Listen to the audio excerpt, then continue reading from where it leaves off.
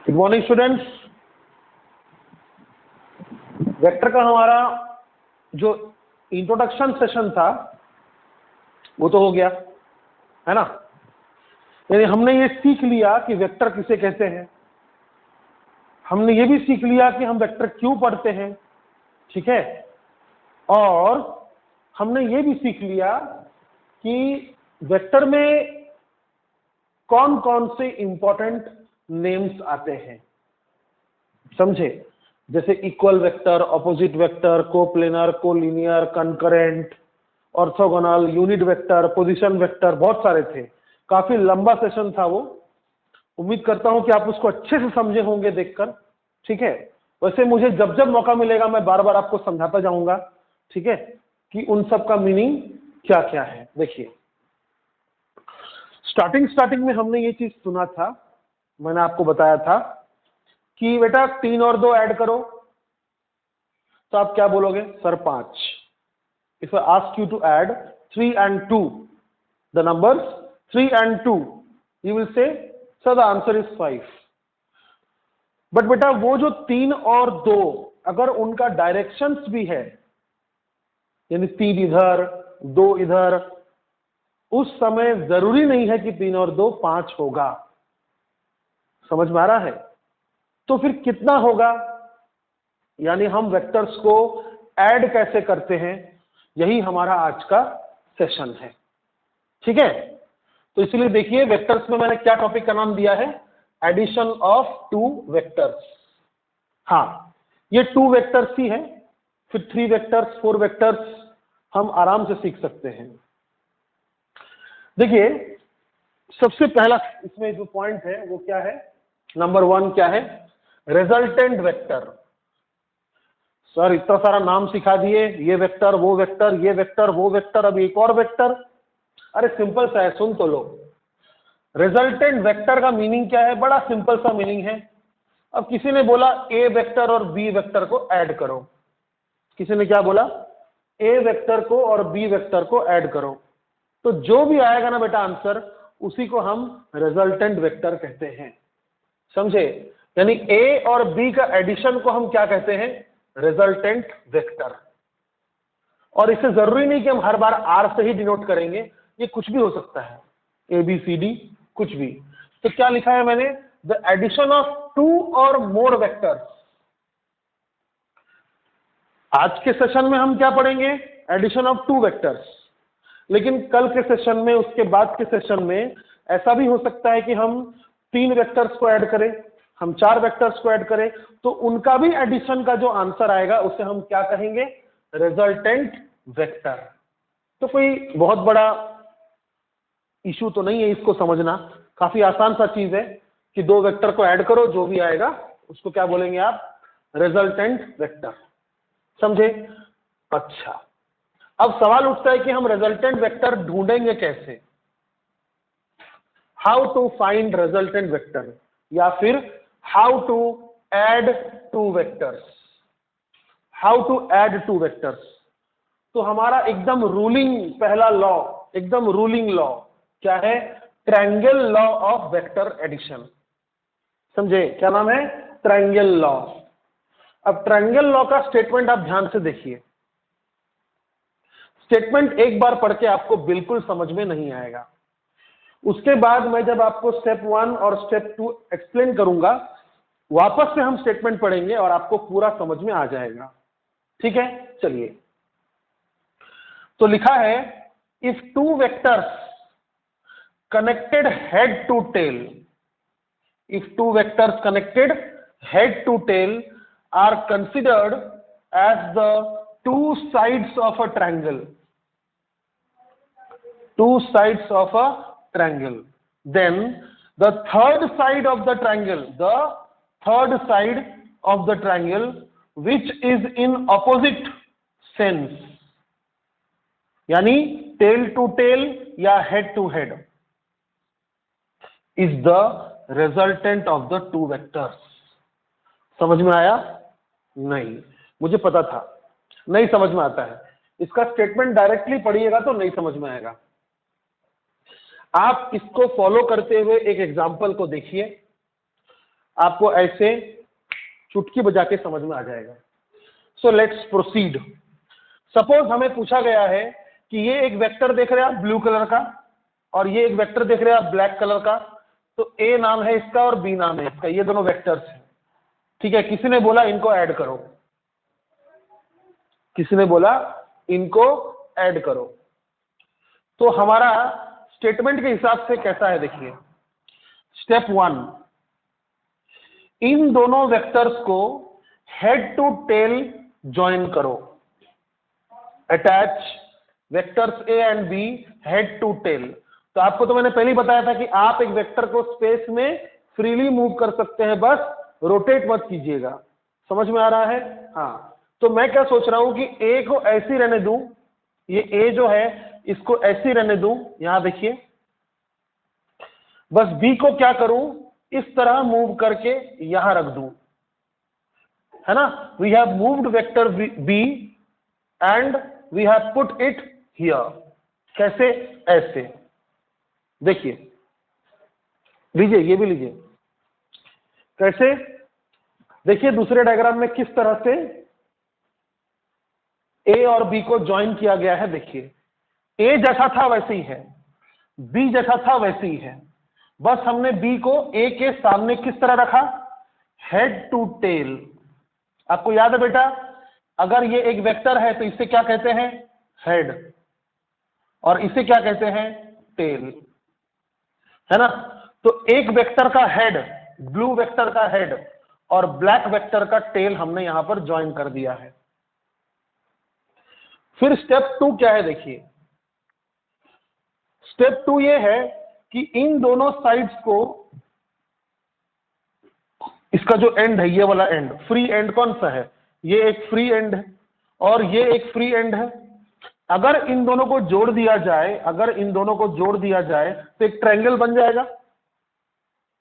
बन गया, ये देखिए ट्रायंगल बन गया। लेकिन जो तीसरा साइड आपने अभी जोड़ा लाल कलर का, रेड कलर का, उसका देखिए टेल टू टेल जुड़ा हुआ है ए के साथ और हेड टू हेड जुड़ा हुआ है बी के साथ। समझ गए? तो ये वेक्टर्स कौन से वेक्टर्स है, ए और बी क्वेश्चन वाले वेक्टर्स हैं। क्या करना था, ऐड करना था। तो आंसर वाला वेक्टर क्वेश्चन वाले वेक्टर के सेंस से उल्टा है कि नहीं है। जैसे ये देखिए, ये हेड फिर टेल ऐसा है ना। ए और बी कैसे जुड़ा है, हेड टू टेल। लेकिन जो तीसरा साइड उसको कैसे जोड़ा मैंने, टेल टू टेल और हेड टू हेड। तो बस खत्म, वो तीसरा साइड रिजल्टेंट है। समझ में आ गया आपको? ये तीसरा साइड ए और बी का एडिशन है, समझे। यानी अगर ये 3 है तो ये अगर 5 है, तो इन दोनों को ऐड करने पर कितना होगा, इस लाल कलर का लेंथ बताएगा। समझ में आया? ए अगर मान लीजिए 3 है और बी अगर मान लीजिए 5 है, तो इन दोनों का एडिशन कितना होगा, ये लाल कलर का लेंथ बताएगा। और लाल कलर खुद तो डायरेक्शन बता ही रहा है, किस डायरेक्शन में आपको दिख ही रहा है। तो ट्रायंगल लॉ का स्टेटमेंट के हिसाब से क्या लिखा मैंने, आर यानी resultant is the addition of A and B. समझ में आया? यानी कोई भी 2 वेक्टर आपको दिया हुआ है, हेड टू टेल जोड़ो, तीसरा साइड बनाओ। लेकिन तीसरा साइड देखो तुम 2 तरह से बना सकते हो। ये मान लो ए है और ये मान लो बी है, तुमने तीसरा साइड मान लो ऐसा बना दिया। ध्यान से देखना, हाँ इसको ध्यान से देखो। ये वेक्टर ए है और ये वेक्टर बी है, बिल्कुल हमारे क्वेश्चन वाले 2 वेक्टर है ये। और मैंने तीसरा जो साइड है उसको कैसा जोड़ दिया, फिर से हेड टू टेल जोड़ दिया, हेड टू टेल जोड़ दिया। तो ये रिजल्टेंट नहीं है। रिजल्टेंट कब होगा, जब आप अपोजिट सेंस में जोड़ोगे। समझ में आया? ठीक है। अब आप स्टेटमेंट को दोबारा पढ़िए और देखिए आपको समझ रहा है कि नहीं समझ रहा है। इफ 2 वेक्टर्स, कौन से 2 वेक्टर्स, क्वेश्चन वाले वेक्टर। If 2 vectors connected head to tail, यहां देखिए connected head to tail, are considered as the 2 sides of a triangle. ये किसी एक ट्रायंगल के 2 साइड्स की तरफ बिहेव कर रहे हैं। Then the third side of the triangle, तो ट्रायंगल बना दिया मैंने। जो थर्ड साइड होगा वो ऐसा होना चाहिए, ऐसा नहीं चलेगा, सेम सेंस में नहीं चलेगा। ध्यान से देखिए, तो ये ऐसा गया, ध्यान से देखिएगा, फिर ये ऐसा गया और फिर ये ऐसा आ गया। कैसा हुआ? ये एंटी क्लॉकवाइज हुआ। सही बोला मैंने? देखिए ध्यान से, ए बी और R, A B R, A B R, समझे? तो इसका इस तरफ एरो होना, बी का इस तरफ एरो होना और आर का इस तरफ एरो होना क्या कर रहा है? एक कंप्लीट लूप बना दे रहा है। कैसा डायरेक्शन में? Anti clockwise. तो ऐसा नहीं चलेगा। The third side must be in opposite sense. यानी अगर आप ऐसा गए ए पर, ऐसा गए बी पर, तो आप आर पर ऐसा नहीं आ सकते। ये आपके आने का रास्ता को रोक रहा है। कौन आने का रास्ता को रोक रहा है? आर। यानी ए पर ऐसा चले, फिर बी पर ऐसा चले, फिर आप आर पर ऐसा चल सकते हैं क्या? नहीं। तो आर क्या कर रहा है? आपके चलने पर पाबंदी लगा रहा है, आपके चलने पर रोक लगा रहा है। तो जो रोक लगाए वो रिजल्टेंट है, जो पाबंदी लगाए वो रिजल्टेंट है। समझ गया? तो रिजल्टेंट होने के लिए क्या होना चाहिए? ऑपोजिट ऑर्डर में होना चाहिए। अगर ये एक ऑर्डर है तो ये ऑर्डर ऑपोजिट होना चाहिए, है ना? क्वेश्चन वाले वेक्टर्स अगर हेड टू टेल जुड़े हैं तो आंसर वाला वेक्टर टेल टू टेल और हेड टू हेड जोड़ना चाहिए। तो then the third side of the triangle which is in opposite sense, यानी tail to tail and head to head, is the resultant of two vectors. समझे? अब आप बिल्कुल समझ गए होंगे। समझे? फॉर एग्जाम्पल मान लीजिए मैंने एक ट्रायंगल बनाया, तो ये मान लीजिए एक वेक्टर है, इसका डायरेक्शन ऐसा है, ये वेक्टर मान लीजिए दूसरा है, इसका डायरेक्शन ऐसा है। समझे? और ये मान लीजिए तीसरा है, इसका डायरेक्शन ऐसा है। बताइए कौन रिजल्टेंट है? जल्दी बताइए, इन तीनों में रिजल्टेंट कौन है? और क्वेश्चन वाले दो वेक्टर्स कौन है? क्वेश्चन वाले दो वेक्टर्स ए और बी अगर है तो क्या सी रिजल्टेंट है? नहीं, क्योंकि सी ने ऑपोजिट होना चाहिए था। अगर सी ऐसा होता तो C is the resultant of A and B, यानी C is equal to A plus B. समझ में आया? ठीक है। मान लीजिए सी ऐसा ही है जैसा मैंने पहले बनाया था, लेकिन ए मान लीजिए उल्टा है। अब ये थोड़ा ध्यान से सुनिएगा, ठीक है? अब बताइए रिजल्टेंट कौन है? समझिए बात को, रिजल्टेंट कौन है बताइए? रिजल्टेंट ए है। कैसे सर? देखो ना, बी और सी हेड टू टेल जुड़ा है, यानी बी और सी क्वेश्चन वाले दो वेक्टर्स हैं, यानी बी और सी को ऐड करने के लिए पूछा गया होगा, तो आंसर ए होगा। समझ में आ गया? अब ए मान लो ऐसा ही है जैसा मैंने पहले बनाया था, ऐसा, और बी मान लीजिए मैंने उल्टा कर दिया, ऐसा कर दिया। अब बताइए रिजल्टेंट कौन है और क्वेश्चन वाले दो वेक्टर्स कौन है? क्वेश्चन वाले दो वेक्टर्स मतलब किन दोनों को ऐड करने के लिए पूछा गया होगा? ध्यान से देखिए, सी और ए हेड टू टेल मिला है, तो सी और ए को ऐड करेंगे तो बी मिलेगा, क्योंकि बी देखिए टेल टू टेल मिला है और हेड टू हेड मिला है। तो जो वेक्टर टेल टू टेल और हेड टू हेड मिला है वो रिजल्टेंट वेक्टर है। समझ में आ गया? तो कैसे लिखेंगे इस डायग्राम के लिए? Vector B is equal to A plus C या सी प्लस ए। आ गया समझ में? Very good. अब जितना कचरा है मिटा रहा हूं मैं। हाँ, अब चलिए आपके लिए कुछ क्वेश्चन रखा है मैंने,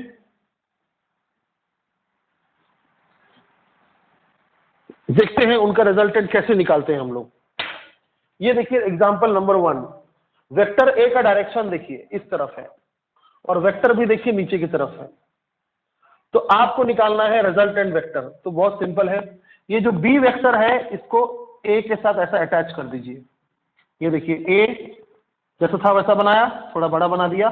अब बी को ऐसा बनाइए जैसा वो है। समझ में आया? जैसा बी है मैंने वैसा बना दिया, बस क्या किया? अटैच किया। समझ गए? अब तीसरा साइड कौन सा बनेगा? तीसरा साइड ऐसा बनेगा क्या? नहीं, it should be in opposite order. तो तीसरा साइड को आप ऐसा बनाएंगे। तो दिस इज द रिजल्टेंट। आ गया समझ में? एग्जाम्पल 2 देखिए, एग्जाम्पल 2 में ए ऐसा है। अब बी को कैसा बनाएंगे आप? बी को आप ए के साथ कैसा अटैच कीजिएगा? यहां अटैच कर दीजिएगा क्या? ऐसा अटैच कर दीजिएगा? नहीं, वो तो टेल टू टेल हो गया, हेड टू टेल करना है अटैच्ड, ऐसा हेड टू टेल अटैच हो गया। अब इन दोनों साइड को आप क्या करो? ज्वाइन कर दो। कैसा? ऐसा, ऑपोजिट सेंस में।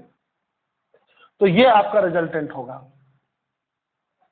आ गया समझ में? इसको देखो, थर्ड वाला एग्जांपल, ए ऐसा है, अब बी ऐसा है। क्वेश्चन में ही आपको कंफ्यूज करने के लिए टेल टू टेल को पास में रखा है, लेकिन आपको तो पता है कि हम टेल टू टेल नहीं मिलाते, हम हेड टू टेल मिलाते हैं। तो इस बी वेक्टर को मैं मूव करके, पैरेलली मूव करके यहां तक ले आऊंगा, तो यहां बनेगा बी। अब देखिए, क्या ए और बी हेड टू टेल जुड़े हैं? हाँ जुड़े हैं। तो तीसरा साइड बना दीजिए। सर बना दिया तीसरा साइड। अरे तीसरा साइड अपोजिट सेंस में बनाओ, तीसरा साइड को उसी सेंस में मत बनाओ, हेड टू टेल मत बनाओ, टेल टू टेल बनाओ, हेड टू हेड बनाओ। यानी तीसरा साइड को कैसे बनाओगे? ऐसा, ताकि हेड टू हेड हो। दिख रहा है? Head to head, tail to tail. तो ये आपका रिजल्टेंट है। यानी ए अगर मान लीजिए 3 है, बी अगर मान लीजिए 2 है, तो आर का जो भी लेंथ होगा, आर का जो भी लेंथ होगा, कितना होगा हम सीखेंगे, बट आर का जो भी लेंथ होगा वो होगा आपका आंसर, ए और बी का एडिशन। समझे आप? समझे आप? 3 और 2 5 नहीं होता है तो कितना होता है? तो ट्रायंगल लॉ तो आप समझ गए। अब देखिए, ट्रायंगल लॉ से आपको सिर्फ एक आइडिया मिल रहा है कि ए और बी को ऐड करने से आर किधर और कितना होगा, इसका सिर्फ आपको आइडिया मिल रहा है। एग्जैक्ट आंसर आप नहीं ला पाएंगे। अगर मैंने आपको बोल दिया कि वेक्टर ए का लेंथ 3 मीटर है, वेक्टर बी का लेंथ 3 मीटर है, तो ट्रायंगल लॉ को फॉलो करके आप इस आर का नहीं ला पाएंगे, मैग्नीट्यूड और डायरेक्शन नहीं ला पाएंगे। तो फिर क्यों पढ़ाया सर? बेटा इसलिए पढ़ाया क्योंकि जिस लॉ से हम आंसर एग्जैक्टली लाते हैं, जिसका नाम है पैरेललोग्राम लॉ, उसमें ट्रायंगल लॉ का यूज है। समझे? इसलिए ट्रायंगल लॉ अगर नहीं पढ़ेंगे तो पैरेललोग्राम लॉ दिल से नहीं समझेगा, अंदर से नहीं समझेगा, रटना पड़ेगा। तो बेटा अगला क्या है इसमें? Parallelogram law. अच्छा, आप बात को समझ रहे ना? हमें फिलहाल 2 वेक्टर्स को ऐड करके बताना है कि जो आंसर होगा उसका वैल्यू यानी कि मैग्नीट्यूड और उसका डायरेक्शन किधर होगा। समझे? तो ट्रायंगल लॉ में मैंने आपको जो भी पढ़ाया उसका स्टेटमेंट और उसका एग्जांपल आप लिख लो। ठीक है? लिख लो, पॉज करके, वीडियो को पॉज करके लिख लो। अब हम सीखेंगे वो लॉ जिससे आंसर आएगा। कौन सा लॉ? पैरेललोग्राम, पैरेललोग्राम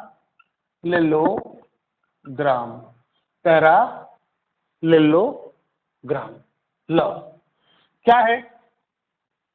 स्टेटमेंट आराम से अपने हिसाब से बनाएंगे, पहले हम लॉ को समझते हैं। मान लीजिए हमें वेक्टर ए और वेक्टर बी को ऐड करना है। ध्यान से देखिएगा, वेक्टर ए और वेक्टर बी को हमें ऐड करना है। तो पैरेललोग्राम लॉ बोलता है कि इन दोनों को टेल टू टेल जोड़ो। सर अभी आप कुछ और सिखाएं। बेटा लॉ बदल गया तो थोड़ा सा बदलेगा ही स्टेटमेंट्स, है ना? तो क्या बोल रहा है अब ये? क्वेश्चन के जो 2 वेक्टर्स है उसको टेल टू टेल आप ज्वाइन करो। ठीक है, तो स्टेप 1 क्या है? Join vector A and vector B. कैसा? Tail to tail. आप ज्वाइन तो करो, फिर देखते हैं ना आपको समझ में आ रहा है कि नहीं आ रहा है। आप ज्वाइन कर लो पहले। तो ये वेक्टर ए था और वेक्टर बी देखो ये है, हो गया, ज्वाइन कर लिया। स्टेप 2 देखो, स्टेप 2 क्या कहता है पता है? ए का पैरेलल बी के एंड पर बनाओ और बी का पैरेलल ए के एंड में बनाओ। बनाओ मतलब नया कंस्ट्रक्ट करो। ए और बी को छेड़ो मत, ए और बी वैसी रहेगा।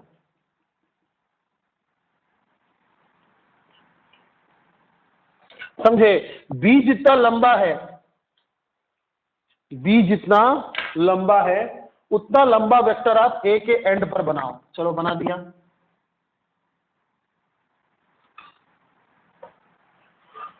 क्या मैं बोल सकता हूं वेक्टर बी और ये वेक्टर सेम ही है तो यहां भी वेक्टर बी होगा? नहीं बोल सकता। अरे इक्वल वेक्टर्स, अगर बी को मैंने कट पेस्ट नहीं किया, कॉपी पेस्ट किया, अगर ये वेक्टर बी को मैंने कट पेस्ट नहीं किया, कॉपी पेस्ट किया, तो यही वेक्टर और ये वेक्टर सेम ही होगा, इक्वल वेक्टर्स, है ना? फिर क्या बोला वो, ए का पैरेलल बी के एंड पर बनाओ। चलो बना दिया। ए का पैरेलल बी के एंड पे बना दिया।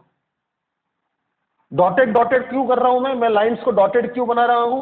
क्योंकि ये मेरा नया कंस्ट्रक्शन है ना? हो गया, बन गया। अब वो क्या कहता है पता है? वो कहता है कि ये जो बन गया एक पैरेललोग्राम। क्या बन गया? एक पैरेललोग्राम हो गया। ऑपोजिट साइड्स पैरेलल है ना, इसलिए पैरेललोग्राम है। आप क्या करो, एक डायगोनल बना दो। कैसा डायगोनल बनाओगे? ऐसा। यानी क्वेश्चन वाला वेक्टर्स का टेल टू टेल से कंस्ट्रक्टेड वेक्टर्स का हेड टू हेड। तो स्टेप 2 क्या था फिर? स्टेप 2 था draw a vector, draw a vector at the end of B, end नहीं, head, head of B, and draw B vector at the head of A. सही लिखा ना? क्या लिखा मैंने? Draw a vector at the head of B. ये A vector था और बी का हेड कौन है? ये बी का हेड है। तो ए वेक्टर को मैंने बी के हेड पर बना दिया और बी वेक्टर को मैंने ए के हेड पर बना दिया। ये ए का हेड है ना, हो गया। ये स्टेप 2 हो गया। स्टेप 3 में क्या है? फाइनल स्टेप है वो कि ये रिजल्टेंट होगा। देन the vector from tails of A and B to the heads of newly drawn A and B is the resultant. सही लिखा क्या मैंने? देखो तो। देन ऐसा करने पर, कैसा करने पर? ए का पैरेलल बी के हेड पर बनाया और बी का पैरेलल ए के हेड पर बनाया। ऐसा करने पर जो वेक्टर बनेगा ए और बी के टेल से, और न्यूली ड्रॉन मतलब आपने ए और बी को नया बनाया, तो न्यूली ड्रॉन ए और बी का हेड तक जो वेक्टर होगा वो क्या होगा? रिजल्टेंट वेक्टर होगा। सर कैसे? Triangle law. देखो, ध्यान से देखो। क्या ये वेक्टर ए है? हाँ है। क्या ये वेक्टर बी है? हाँ है। क्या ये दोनों क्वेश्चन के वेक्टर्स हैं? हाँ बिल्कुल, ये दोनों क्वेश्चन वाले वेक्टर्स हैं। क्या ये दोनों ट्रायंगल लॉ की तरह हेड टू टेल जुड़े हैं? हाँ सर जुड़े हैं। तो क्या ये लाल वाला वेक्टर टेल टू टेल जुड़ा है यहां बी के साथ, और यहां जुड़ा है हेड टू हेड ए के साथ? अरे हाँ सर। यानी according to triangle law, then by triangle law, yes, then by triangle law the vector from the tails of A and B, ये वाला A and B, to the heads of newly drawn A and B, ये वाला heads newly drawn A and B is the resultant। यानी R is equal to A plus B, R is equal to A plus B according to triangle law। समझ गए? समझ अगर गए तो भी देखिए, मान लीजिए आपके पास एक वेक्टर ऐसा है A, और वेक्टर एक ऐसा है मान लीजिए बी। रिजल्टेंट फाइंड करो। अभी ये लॉ खत्म नहीं हुआ बेटा, पैरेललोग्राम लॉ अभी खत्म नहीं हुआ है, बाकी है। ठीक है, बस मैं आपको समझा रहा हूं कि कंस्ट्रक्ट किस तरह से करना है। वैसे आपको एक बात बताऊं, आपको हर क्वेश्चन के लिए कंस्ट्रक्ट नहीं करना पड़ेगा। ये पैरेललोग्राम लॉ से जो एक फॉर्मूला आएगा ना, उसका डेरिवेशन है, इसलिए घबराने का नहीं। तो क्या बोला वो, ए और बी को टेल टू टेल जोड़ो, जोड़ दिया, लो जोड़ दिया। ए और बी को मैंने टेल टू टेल जोड़ दिया, जोड़ दिया। फिर ए का पैरेलल बी के हेड पर बनाओ, लो बना दिया। ए का पैरेलल दिख रहा है, पैरेलल ए का पैरेलल बी के हेड पर बनाया मैंने, और बी का पैरेलल ए के हेड पर बनाओ।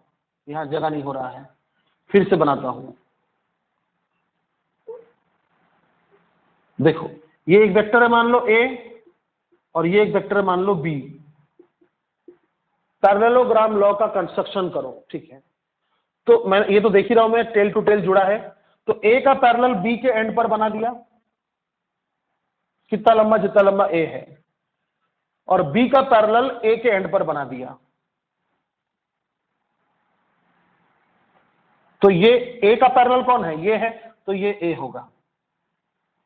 और बी का पैरेलल कौन है, ये है, तो ये बी होगा। फिर क्या, क्वेश्चन वाले दो वेक्टर्स कौन से हैं, ये दोनों। और तुमने कंस्ट्रक्ट जो किया उसके हिसाब से दो वेक्टर्स कौन से हैं, ये दोनों। तो यहां से यहां तक जोड़ दो, ये रिजल्टेंट होगा। अब कितना होगा, कैसे होगा, आगे देखते हैं। चलिए, क्या आपको स्टेप समझ में आया? दो वेक्टर्स को टेल टू टेल जोड़ो, ए का पैरेलल बी के हेड पर बनाओ, बी का पैरेलल ए के हेड पर बनाओ, एक डायगोनल बना दो, तो वो आपका रिजल्टेंट होगा। तो ये स्टेप्स आप लिख लो। ठीक है, वीडियो को पॉज करो और ये स्टेप्स आप लिख लो। चलो अब हम डेरिवेशन करेंगे। आपके लिए एक बार फिर से कंस्ट्रक्ट कर देंगे ताकि आपको और समझ में आए। देखिए, समझ गया ना सर, और कितना, ऐसा ऐसा मत बोलिएगा। जितनी बार समझेंगे ना उतना ज्यादा समझ में आएगा, याद रखिएगा। ठीक है, तो चलिए, what is the heading? Heading is magnitude of resultant vector. कैसे लिखेंगे, ऐसे, है ना। चलिए, तो ये मान लीजिए आपका एक वेक्टर है ए, और ये मान लीजिए दूसरा वेक्टर है बी। तो किसी ने बोला ए और बी को ऐड करो, तो हमारा स्टेप्स क्या है? हमारा स्टेप्स है कि ए का पैरेलल बी के हेड पर बनाओ, लो बना दिया,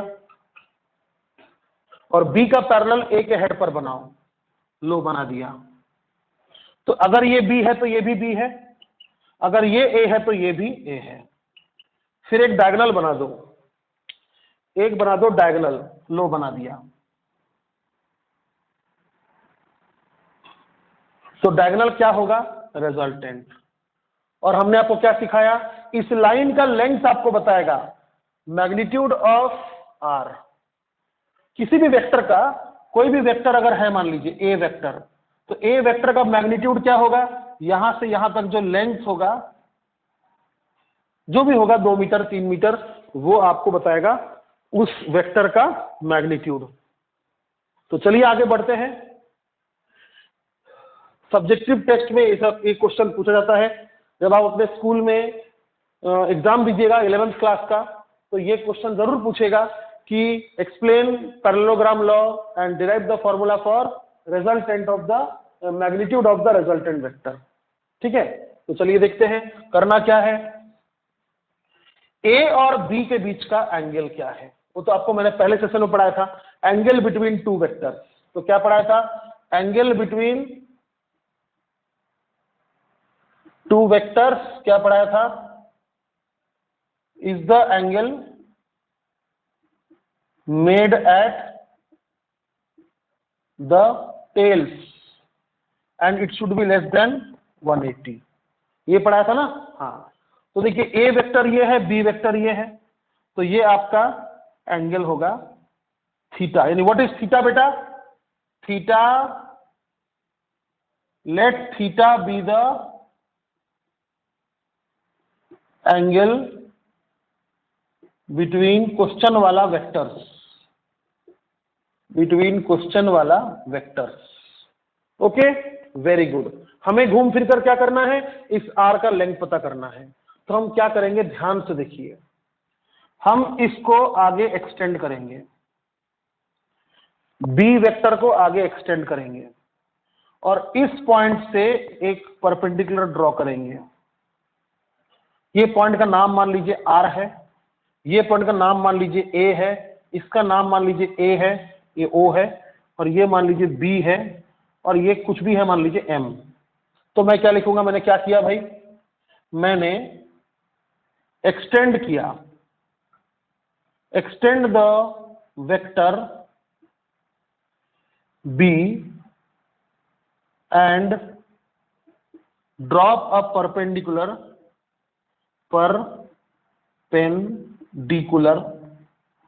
फ्रॉम पी एट एम, बराबर, फ्रॉम पी नहीं, फ्रॉम आर एट एंड, बराबर लिखा मैंने। वेक्टर बी को एक्सटेंड किया, मैंने एक्सटेंड किया, प्रोड्यूस किया, और इस आर पॉइंट से मैंने एक परपेंडिकुलर ड्रॉ किया इस वेक्टर पर, कहां पे, एम पे, तो बराबर लिखा। अब ध्यान से देखिएगा, ये जो लाइन है, ये लाइन ओ ए और ये जो लाइन है बी आर, ये दोनों पैरेलल है क्या बेटा, बिल्कुल। Then O A is parallel to B R, है कि नहीं, ओ ए और बी आर पैरेलल है। तो ये जो एंगल है थीटा और ये जो एंगल होगा वो सेम होगा।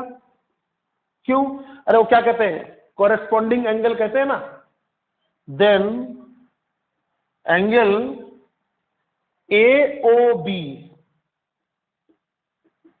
Is equal to angle R B M. क्यों, कॉरेस्पॉन्डिंग एंगल।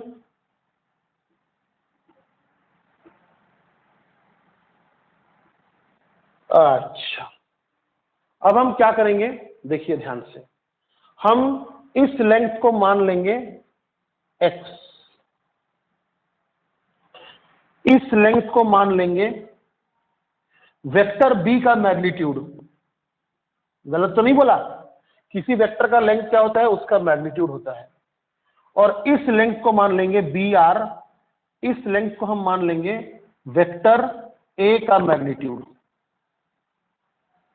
सही बोल रहा हूं, बी से लेकर आर तक कौन सा वेक्टर है, ए, तो उसका लेंथ क्या होगा, ए का मैग्नीट्यूड हो गया।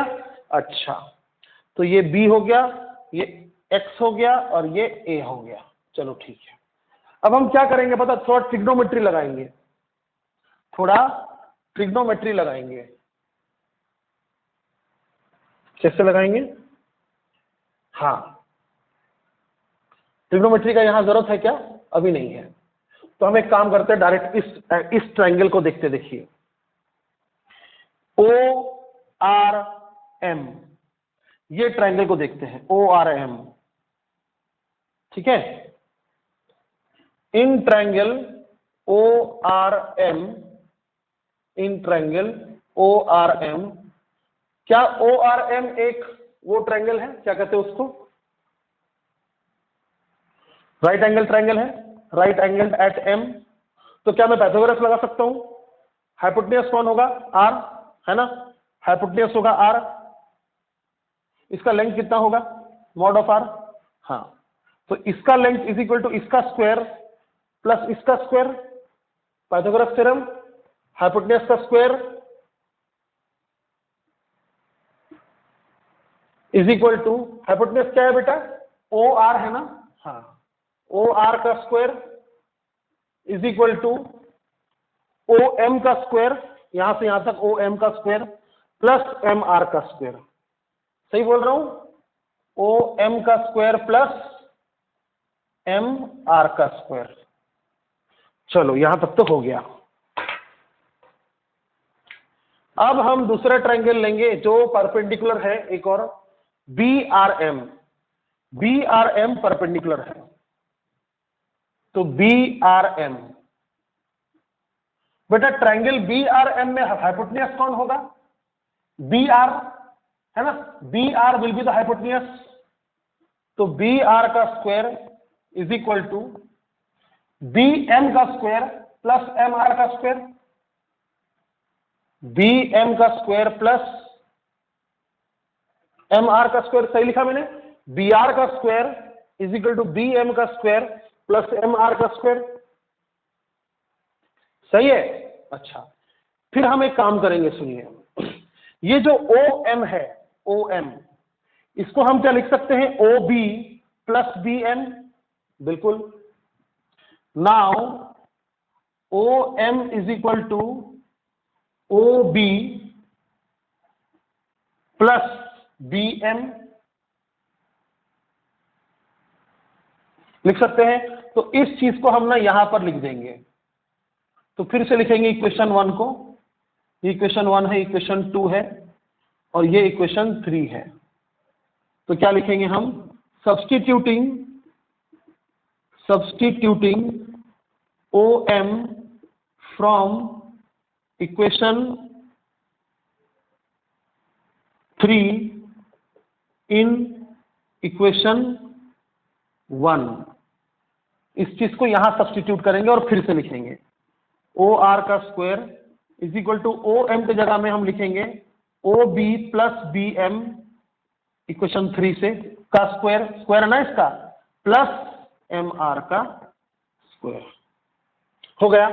अब हम a plus B whole square से इसको हम एक्सपेंड कर देंगे, एग्जाम में आता है बेटा, ध्यान से देखो। ओ आर का square is equal to O B का स्क्वायर प्लस बी एम का square plus 2 times O B B M, अरे होता है ना रे, A square plus B square plus 2ab, हाँ, प्लस एम आर का स्क्वायर। अब थोड़ा गौर से देखिए, गौर से देखिए, बी एम का स्क्वायर प्लस एम आर का स्क्वायर, इक्वेशन 2 के हेल्प से हम लिख सकते हैं बी आर का स्क्वायर। वाओ, बी एम का स्क्वायर प्लस एम आर का स्क्वायर, इक्वेशन 2 में कितना दिया है? बी आर का स्क्वायर, तो इसको और इसके बदले हम लिख सकते हैं बी आर का स्क्वायर। तो चलिए लिखते हैं, फ्रॉम इक्वेशन 2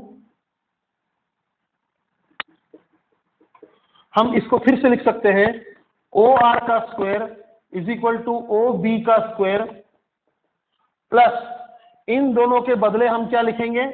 बी आर का स्क्वायर, प्लस क्या बच गया? ये बच गया 2 times O B into B M, समझ गए? अब हम ध्यान से देखेंगे कि क्या हमें ओ आर का मीनिंग पता है? हाँ पता है, ओ आर का मीनिंग है रिजल्टेंट का मैग्नीट्यूड। बेटा फिर से बता रहा हूं, याद रखिएगा, किसी भी वेक्टर का लंबाई, किसी भी वेक्टर का लंबाई क्या होता है? उस वेक्टर का मैग्नीट्यूड होता है, याद रखिएगा, ठीक है? तो ओ आर क्या है? रिजल्टेंट का मैग्नीट्यूड। चलो इसका पता है हमको क्या है, हम इसके जगह लिख सकते हैं आर का स्क्वायर। ओ बी, ये देखिए ओ से लेकर बी तक, क्या ये वेक्टर बी है? क्या ये वेक्टर बी का मैग्नीट्यूड है ओ बी? हाँ, तो ओ बी की जगह हम लिख सकते हैं बी का स्क्वायर। उसके बाद बी आर, बी आर देखिए बी आर, तो बी आर क्या वेक्टर ए का मैग्नीट्यूड है? हाँ, तो बी आर की जगह हम ए लिख सकते हैं। फिर ओ बी और बी एम, ओ बी कहां है? ओ बी, ओ बी पता चल गया, वो तो बी का मैग्नीट्यूड है, लेकिन बी एम क्या है यार?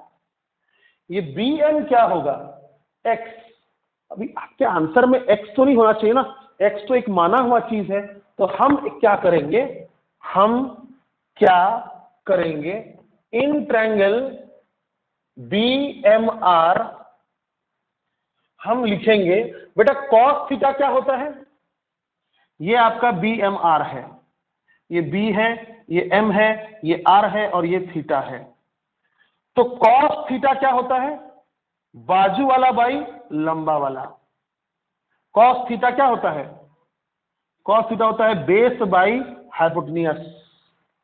अब आपको हम एक बात बताएंगे जो आपके लिए बिल्कुल नया नहीं है, कभी भी क्या कीजिएगा, याद रखिएगा, थीटा के सामने वाला होता है परपेंडिकुलर। अगर आपने इसको थीटा माना है तो ये परपेंडिकुलर है, समझ में आया। और थीटा के बाजू वाला साइड होता है बेस, बी फॉर बाजू, बी फॉर बेस। और 90 डिग्री जहां पर बन रहा है उसके ऑपोजिट साइड वाला होता है हाइपोटेन्यूस। Very good. तो in triangle B M R cos theta कितना हो रहा है, कॉस थीटा क्या होता है, बाजू वाला बाई लंबा वाला। तो बाजू वाला यानी बी एम और लंबा वाला यानी बी आर, तो B M upon B R. झाला रे झाला। अब यहां से हम बी एम पता कर लेंगे, कितना, बी आर कॉस थीटा।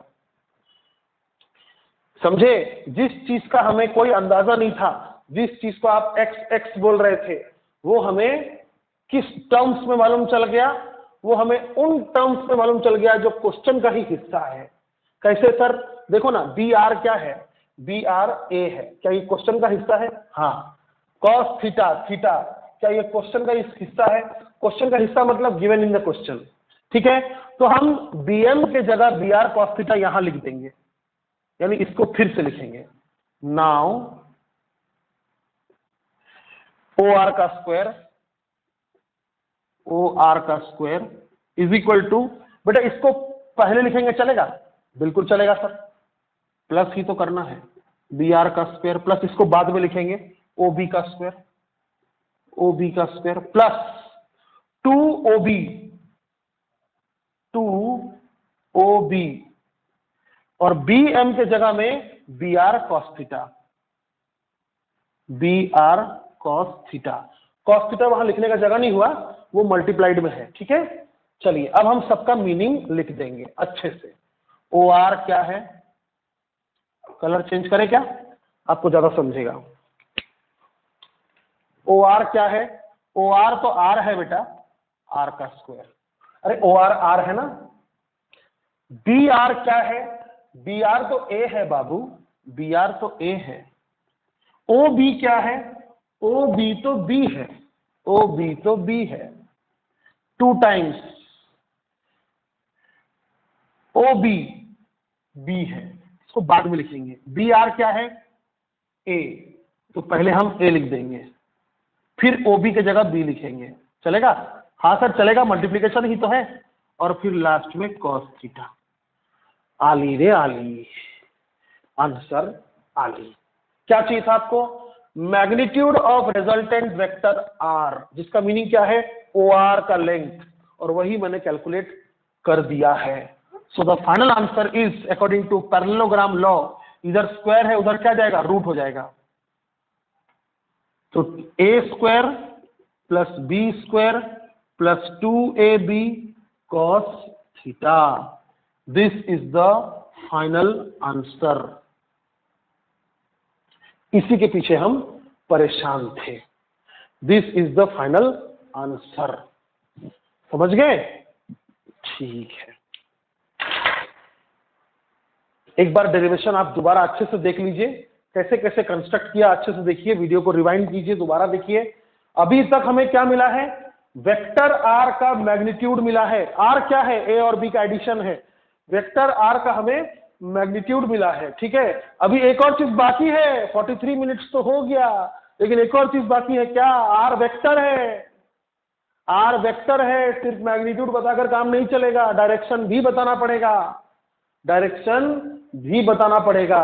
कितना लंबा चौड़ा है देखिए डेरिवेशन, आप इसको मस्त अच्छे से लिखिए पहले कॉपी में, और बताइए मेरे को समझ में आया कि नहीं आया, प्लीज बताइएगा। आप इंटरेक्ट नहीं कर रहे हैं, इंटरेक्ट कीजिएगा ग्रुप में तो अच्छा लगेगा हमको, ठीक है। तो ये सब आप लिख लीजिए अच्छे से, कैसे कैसे कंस्ट्रक्ट किया हमने, क्या किया, एक बार बड़े ट्रायंगल में पाइथागोरस लगाया, एक बार छोटे ट्रायंगल में पाइथागोरस लगाया, छोटे ट्रायंगल का पाइथागोरस बड़े ट्रायंगल के पाइथागोरस में काम आया और आंसर आ गया। और थोड़ा सा हमने ट्रिग्नोमेट्री लगाया, क्योंकि हमको बीएम का अंदाजा तो था नहीं, ये बीएम कितना होगा हमें पता नहीं था, तो हमने कॉस थीटा करके बीएम पता कर लिया, ये यहां लिखा है, ठीक है। अब आपको एक छोटा सा एग्जांपल दे देते हैं और फिर हम चलते हैं डायरेक्शन की ओर। चलिए एग्जांपल ध्यान से देखिएगा, मेरे पास टेबल के ऊपर रखा हुआ एक ब्लॉक है, जान दीजिए, थोड़ा प्रैक्टिकल बनाते हैं। देखिए, मान लीजिए किसी बॉल को जमीन पर रखा हुआ है, किसी ने इस तरफ एक फोर्स लगाया जिसका नाम F1 है, और F1 का मैग्नीट्यूड कितना है, 8 न्यूटन है। और किसी ने इस तरफ फोर्स लगाया,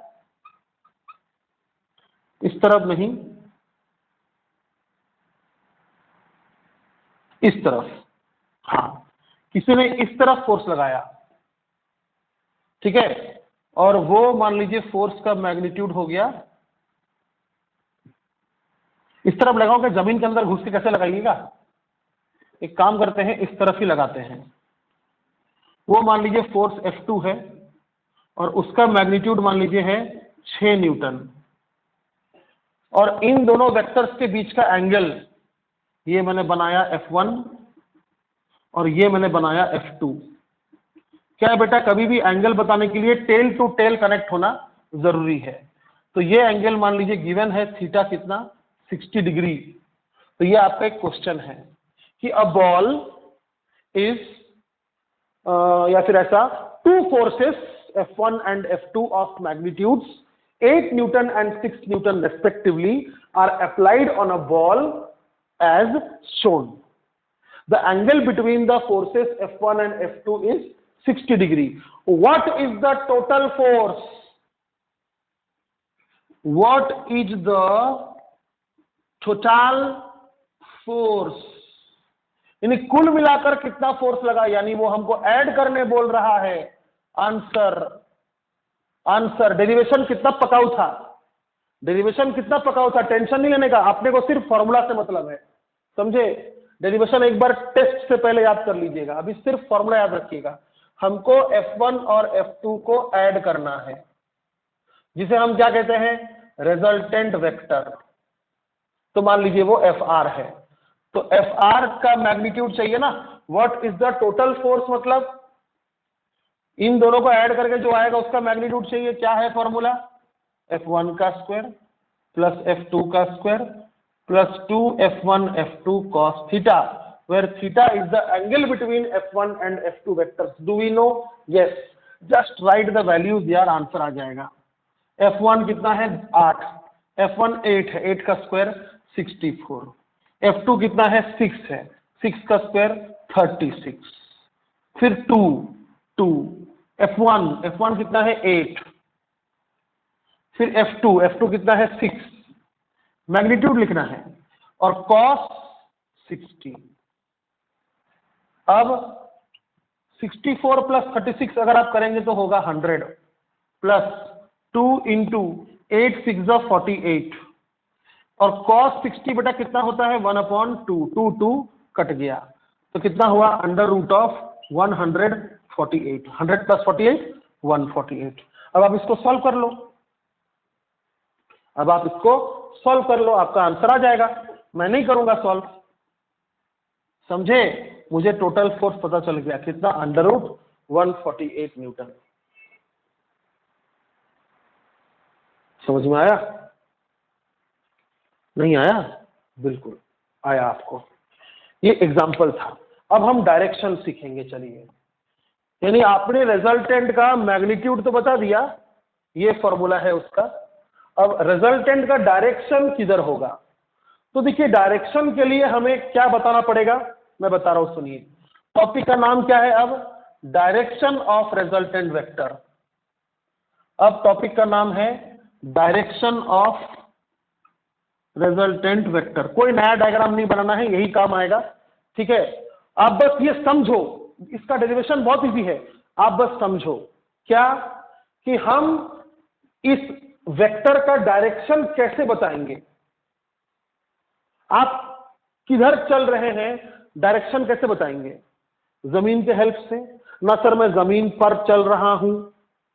अगर आप मान लीजिए किसी सीढ़ी पर चढ़ रहे हैं, आप किसी बिग बाजार में किसी एस्केलेटर पर चढ़ रहे हैं, एस्केलेटर नहीं, कि अपने आप जो सीढ़ी चढ़ता है उस पर चढ़ रहे हैं, तो आपका डायरेक्शन आप कैसे बताइएगा, या तो आप जमीन के साथ एंगल बताइएगा alpha, this is alpha symbol, ठीक है। तो ये आपका मोशन का डायरेक्शन है, तो आप अपना डायरेक्शन कैसे बताइएगा, जमीन के साथ कितना एंगल बना रहे हैं, कोई आपका डायरेक्शन होगा, है कि नहीं। तो इसीलिए हम आर का डायरेक्शन कैसे बताएंगे, हमारे क्वेश्चन में दिए हुए वेक्टर्स के साथ बनाए गए एंगल्स के हेल्प से। जैसे मान लीजिए आर ये है और बी क्या है, क्वेश्चन का ही एक वेक्टर है, तो उसके साथ जो भी एंगल बनाएगा वो एंगल आपको आर का डायरेक्शन बताएगा। मतलब कैसे बताएगा, मान लीजिए अल्फा सॉल्व करके आया 30 डिग्री, तो आप क्या बोलेंगे ना भाई, रिजल्टेंट जो है बी के साथ 30 डिग्री बना रहा है, समझ गए। हाँ तो चलिए आप ये एग्जांपल लिख लीजिएगा। चलिए डायरेक्शन बताते हैं फट से। हाँ हमें क्या करना है, अब ये अल्फा बताना है, हमें ये अल्फा बताना है। साइन कॉस टैन पता है ना आपको अच्छे से। हाँ चलिए, बहुत छोटा सा प्रोसेस है, देखिए कैसे करेंगे। हम एक चीज देखेंगे कि ये अल्फा, ये जो अल्फा है, अगर इसका टैन निकाला जाए, टैन किसी ट्रायंगल का टैन कैसे निकलता है, ये बी है, ये एम है, एम, और ये आर है, और ये ओ है। तो अगर आपको टैन अल्फा पूछेगा तो आप क्या लिखिएगा, परपेंडिकुलर बाय बेस। तो परपेंडिकुलर कौन सा होता है, एंगल के सामने वाला, तो एम आर बाई बेस कौन है, ओ एम। जल्दी आंसर है, घबराइए मत, M R by O M. अब एम आर हम पता कर लेंगे, उसका टेंशन नहीं है। क्या हम अभी भी ओ एम के जगह O B plus B M लिख सकते हैं। हाँ सर, वी नो, मतलब माहिती है O M is equal to O B plus B M, O B plus B M, ठीक है। ये चीज को हम यहां लिख सकते हैं, therefore tan alpha is equal to M R upon O M के जगह O B plus B M, हो गया। अब बी एम और एम आर हम दोनों छोटे ट्रायंगल से पता कर लेंगे। ये हमने बनाया छोटा ट्रायंगल, ये वाला पॉइंट बी है, ये देखिए बी बनाया मैंने, ये एम है तो यहां मैंने एम बना दिया, और ये आर है, और ये एंगल कितना है बेटा, थीटा, ये एंगल थीटा है। याद रखिए क्वेश्चन में क्या क्या दिया रहेगा, ए बी और थीटा दिया रहेगा। अभी एग्जांपल सॉल्व करके दिखाया आपको हम, ठीक है। तो मैं यहां पर साइन भी निकालूंगा, कॉस भी निकालूंगा, हालांकि हम कॉस निकाल चुके हैं बट फिर से एक बार निकालेंगे। तो कॉस थीटा कितना होगा, क्या लिखूंगा यहां पर मैं, in triangle B M R. बोलो बोलो, कॉस थीटा कितना होगा, बाजू वाला बाय लंबा वाला, बाजू वाला बी एम बाय लंबा वाला बी आर। क्या यहां से मुझे बी एम मिल गया, it is B R cos theta. Similarly sine theta कितना होगा, साइन थीटा क्या होता है, साइन थीटा क्या होता है, सामने वाला बाई लंबा वाला। तो सामने वाला बाई मतलब M R by B R लंबा वाला। तो यहां से मेरे को एम आर मिल गया, कितना, बी आर साइन थीटा, ये बी आर ऊपर आएगा ना, बी आर साइन थीटा। चलो बी एम भी मिल गया, एम आर भी मिल गया, ये दोनों को मैं यहां पर पुट कर दूंगा। क्यों पता किया मैंने ये सब, क्योंकि बेटा ये सब ना एक्स्ट्रा कंस्ट्रक्टेड चीजें थे जो हमको पता नहीं था क्या होगा, इसलिए हमने उनके हेल्प से इनको एक्सप्रेस किया जो हमें पता है। हमें बी आर ना पता है, हमें बी आर पता है, B R is vector A, it is given in question, समझे। तो tan अल्फा, नाउ अतः tan alpha is equal to M R के जगह हम क्या लिखेंगे, B R sine theta, B R sine theta. और ओबी के जगह हम कुछ नहीं लिखेंगे क्योंकि हमको ओबी पहले से ही पता है, कितना, ओबी देखो कितना है, ओबी वेक्टर बी है, और ओबी प्लस बीएम, बीएम कितना निकला है यहां से, B R cos theta, B R cos theta. OB की जगह क्या लिखा मैंने, सॉरी बीएम की जगह क्या लिखा मैंने, बी आर कॉस थीटा। आली रे आली, फिर से आंसर आली, बी आर बी आर कितना है, बी आर है ए, बी आर है ए का mod sine theta by O B कितना है, बी का मॉड प्लस बी आर कितना है, ए का मॉड कॉस थीटा। समझे, इतना घिसपिच नहीं करते, अच्छे से लिखते हैं यहाँ पे आपके लिए। tan अल्फा, इसके पीछे पढ़े थे हम, हमें अल्फा चाहिए था क्योंकि अल्फा बताएगा रिजल्टेंट का डायरेक्शन। क्यों? क्योंकि अल्फा जो है वो क्वेश्चन में दिए गए वेक्टर्स के साथ बनाया हुआ एंगल है, तो ये हमें डायरेक्शन बताएगा। समझे, तो डायरेक्शन ऑफ रिजल्टेंट वेक्टर को मैं ब्रैकेट में क्या लिखूंगा, अल्फा। तो tan अल्फा कितना हो गया, tan अल्फा हो गया A sine theta by B plus A cos theta. Sir याद कैसे करेंगे सर? बड़ा आसान है याद करना, मेरे नियम को फॉलो करो। देखो मैं बता रहा हूं, ए के साथ साइन थीटा है, ए के साथ कॉस थीटा है, बी बेचारा अकेला है। इस बात का फायदा उठाएंगे याद करने के लिए। देखो एंगल किसके साथ बना है, बी के साथ। एंगल किसके साथ बना है, बी के साथ, तो बी अकेला होगा, बी अकेला होगा। समझे, समझ गए?